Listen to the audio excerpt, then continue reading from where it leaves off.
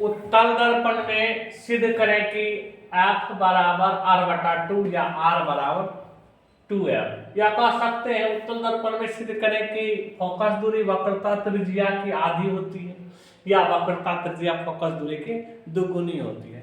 Matric परीक्षा के दृष्टि से यह प्रश्न बहुत ही महत्वपूर्ण है और परीक्षा में पूछे जाने की संभावना है, कई बार पूछा भी गया है, इसलिए हम कह सकते हैं यह क्वेश्चन बहुत ज्यादा इंपॉर्टेंट है। उत्तल दर्पण में सिद्ध करें कि F बराबर R/2, तो ये उत्तल दर्पण है।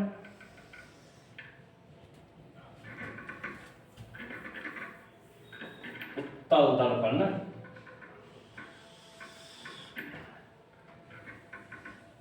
ये उत्तल दर्पण है।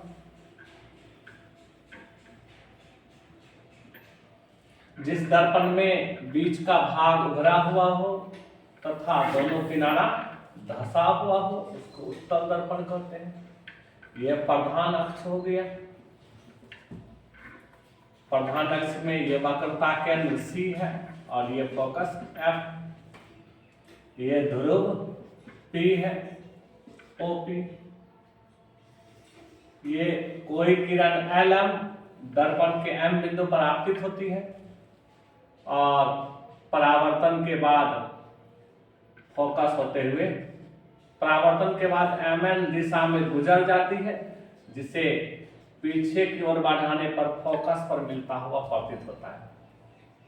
ठीक है ना, परावर्तन के बाद जो है पीछे की ओर परावर्तन के बाद ये MN दिशा में गुजर जाती है और पीछे की ओर बढ़ाने पर फोकस बिंदु पर मिलता हुआ प्रतीत होती है।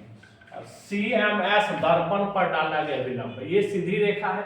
अगर थोड़ी सी टेढ़ी मेढ़ी नजर आ रहा हो तो आप लोग इंची की सहायता से इसको सीधा कर लेंगे। वैसे कोशिश कर रहा हूं कि सीधी रेखा ही खिंचाए। तो ये आपतन कोण है और ये परावर्तन कोण है। फिर से देख लें, AB कोई उत्तल दर्पण है जिसका प्रधान अक्ष OP है, वक्रता केंद्र C है, फोकस F है। प्रधान अक्ष के समांतर LM कोई किरण दर्पण के M बिंदु पर आपतित होती है और परावर्तन के बाद MN दिशा में गुजर जाती है, जिसको पीछे की ओर जब बढ़ाते हैं ना F बिंदु पर मिलता हुआ प्रतीत होता है।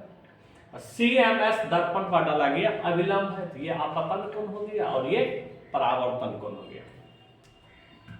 तो इस सवाल को हल करने से पहले एक चीज बता दूं मैथ का थोड़ा सा, कि जब दो रेखाएं एक दूसरे को प्रतिच्छेद करें तो शीर्षाभिमुख कोण बराबर होते हैं। जब दो रेखाएं एक दूसरे को प्रतिच्छेद करें शीर्षाभिमुख कोण बराबर होते हैं। तो दूसरी बात इसमें यूज होगा कि यदि दो समांतर रेखा को तीसरी रेखा प्रतिच्छेद करती है तो आसन्न कोण बराबर होते हैं, सॉरी संगत कोण बराबर होता है, आसन्न कोण नहीं संगत कोण बराबर। यदि दो समांतर रेखा को तीसरी रेखा प्रतिच्छेद करे तो संगत कोण क्या होते हैं, बराबर होते हैं। अब इस सवाल को डील कर रहे हैं, हल कर रहे हैं। तो परावर्तन के नियम से कोण I बराबर क्या है, कोण R। तो कोण I को क्या लिखेंगे, LMS। कोण LMS बराबर कोण R को क्या लिखें, SMN। ये दोनों कोण जरा देखिए तो गौर से शीर्षाभिमुख कोण है ना। द रेखा SMN और FMN एक दूसरे को M बिंदु पर काटती है, तो ये दोनों कोण कैसा कोण होंगे, शीर्षाभिमुख कोण होंगे। ना बोले तुरंत शीर्षाभिमुख कोण बराबर होते हैं, तो ये दोनों शीर्षाभिमुख कोण है तो दोनों कोण बराबर नहीं हो जाएगा।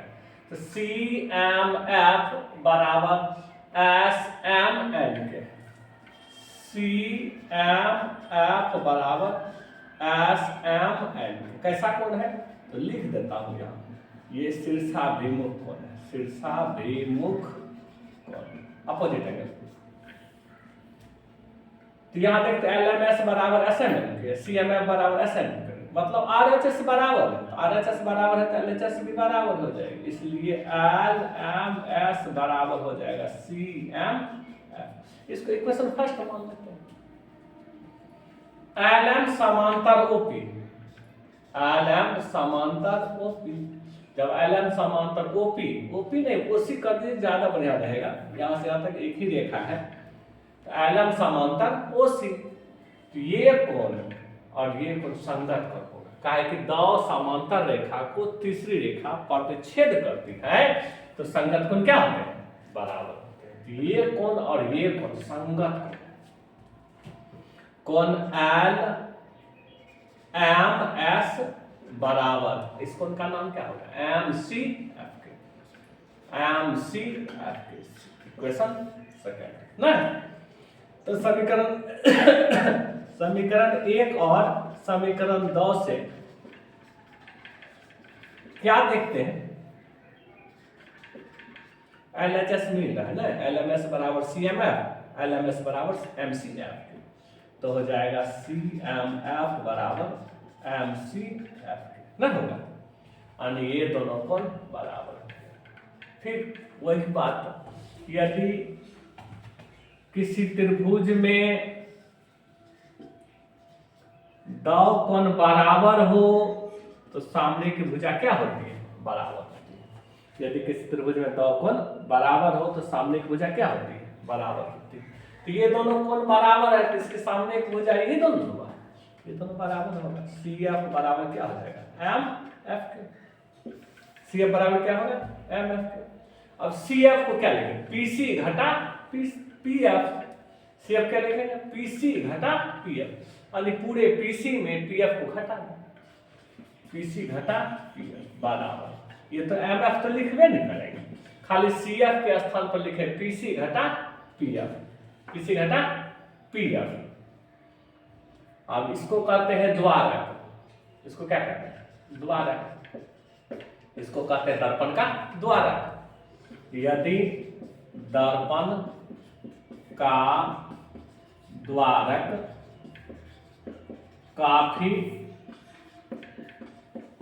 छोटा हो तो, काफी छोटा होगा तो क्या होगा, MF किसके बराबर होगा, PF के, MF किसके बराबर होगा, PF के। क्या है कि दर्पण का द्वारक काफी छोटा होगा तो M खिसकते खिसकते कहाँ आ जाएगा, P के काफी करीब आ जाएगा। दर्पण का द्वारक काफी छोटा होगा तो M खिसकते खिसकते P के काफी करीब आ जाएगा, तो M खिसकते P के काफी करीब आ जाएगा तो MF किस पर सो जाएगा, PF पर सो जाएगा, तो MF किसके बराबर हो जाएगा, PF। इसलिए PC माइनस PF बराबर MF का स्थान क्या लिखेंगे, PF। तो PC बराबर PF माइनस PF को क्या लिखेंगे, प्लस PF। PC बराबर PF जोड़ PF का होता है 2PF, चूंकि PC बराबर R इस पार में है, दाहिना होगा प्लस में होगा, वक्रता त्रिज्या धनात्मक होती है। अब PF बराबर F फोकस दूरी, ये भी धनात्मक क्या होगा, क्या है कि ये भी दाहिनी साइड में, तो इसलिए PC का स्थान पर लिखेंगे R, यहाँ 2 गुना PF के स्थान पर लिखेंगे F। R बराबर करता है 2F, F बराबर कितना हो जाएगा, R बटा 2। ये भी फिजिक्स क्लास 10 से है, प्रकाश का परावर्तन, प्रकाश का परावर्तन, ठीक है।